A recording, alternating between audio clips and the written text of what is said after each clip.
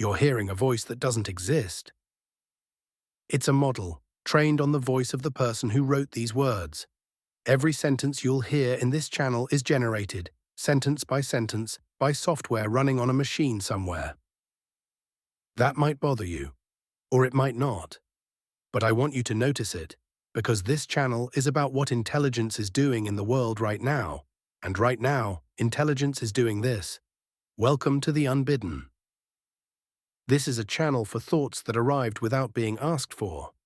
The ones that walk into your head when you're standing at the kettle, or driving home, or staring at the ceiling at 3 in the morning. The ones you didn't choose and can't fully explain. I'm going to share those here, slowly, seriously, without pretending they're settled. The first series I'm calling The Reaching. It's about consciousness, intelligence, and the strange job of being a person. Today is episode 1.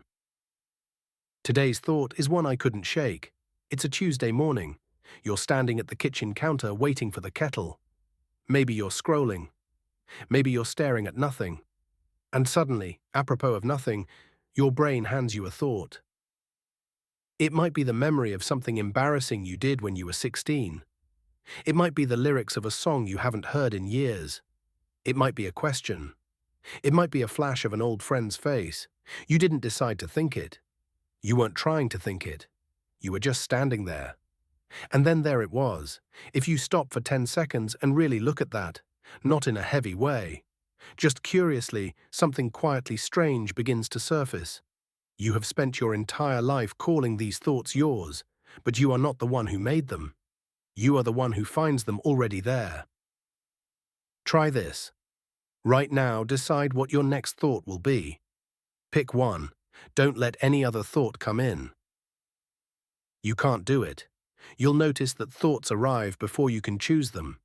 You'll notice that the you that's trying to pick a thought is itself a kind of thought arriving from somewhere.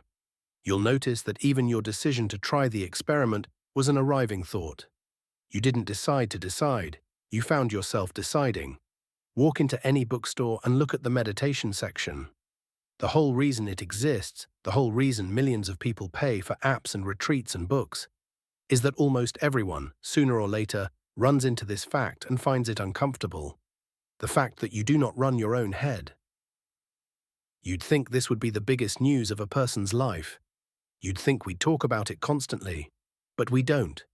Because the moment we notice it, the next thought arrives and changes the subject, and we get carried back into the river of doing things and forgetting to notice. This series is about what's on the other side of noticing. Before we go further, I need to pull something apart for you. Because there's a trick of language that has been quietly shaping how you think about yourself, your dog, your phone, and the future. It's so subtle that almost no one notices it. And once it's pointed out, it's hard to unsee. The trick is this. We use 3 words, life, intelligence, and consciousness, as if they were the same thing. They are not.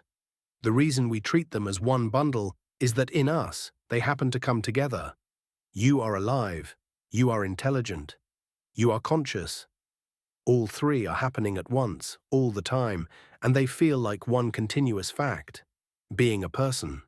But that bundle is an accident of biology, not a law of the universe. A flu virus replicates, evolves, organizes information. Biologists still argue whether it's alive. Some textbooks say yes, some say no. We drew the line for alive before we knew about viruses, and viruses don't quite fit. You go under general anesthesia. For 4 hours, your body is alive.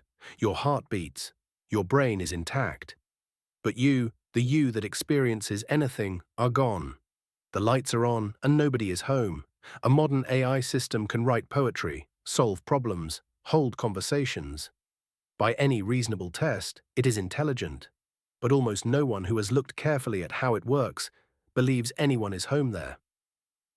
So here you have it. Something that performs intelligent functions and isn't conscious. Something that's alive and isn't conscious. Something that's intelligent and isn't even alive. The 3 words don't line up. They never did. The bundle was always an accident. The thing you actually care about, the thing you'd mourn losing, The thing that makes a life feel real from the inside isn't the biological checklist of being alive. It isn't the computational power of being intelligent.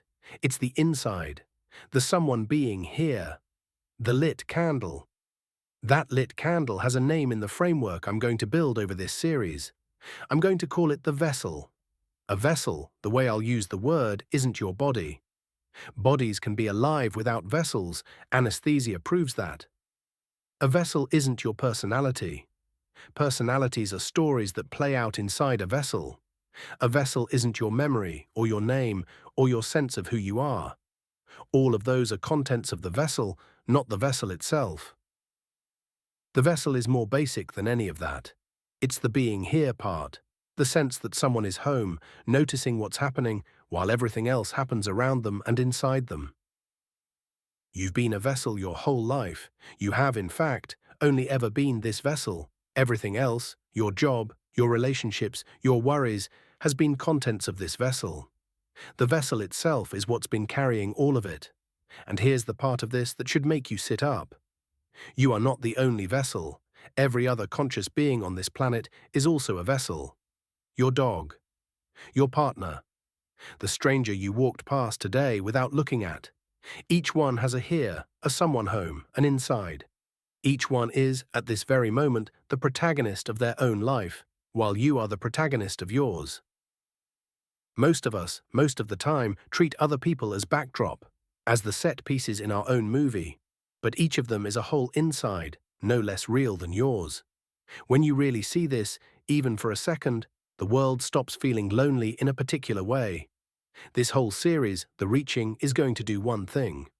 It's going to argue that the vessel is not an accident, that it's not a side effect of biology, that it has a purpose, and that purpose is something you can move toward in your own life, in small daily ways, until it becomes the through line of why you're here.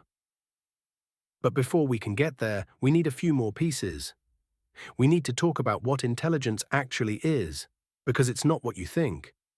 We need to talk about a strange thing the universe seems to be doing, generating experience in vast quantity, across infinite vessels, and what that means for any one life inside it.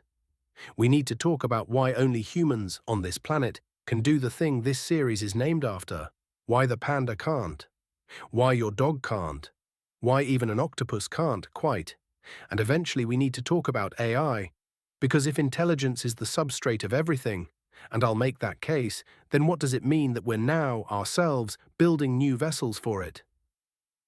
That's all coming. For now, leave you with this.